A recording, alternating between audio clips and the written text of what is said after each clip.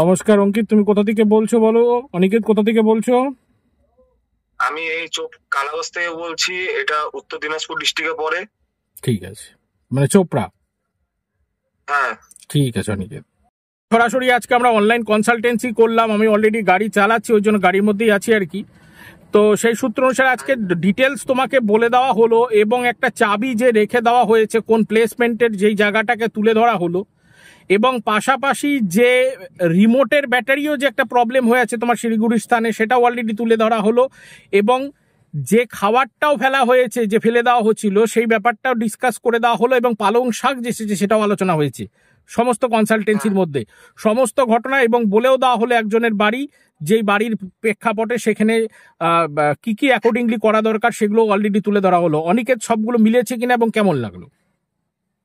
একদম গুরুজি, সব মিলে গেছে, তুমি যা বলছো সবই মিলতেছে। ঠিক ঠিক ঠিক, তুমি সম্পূর্ণ স্যাটিসফাই তো অনিকেত?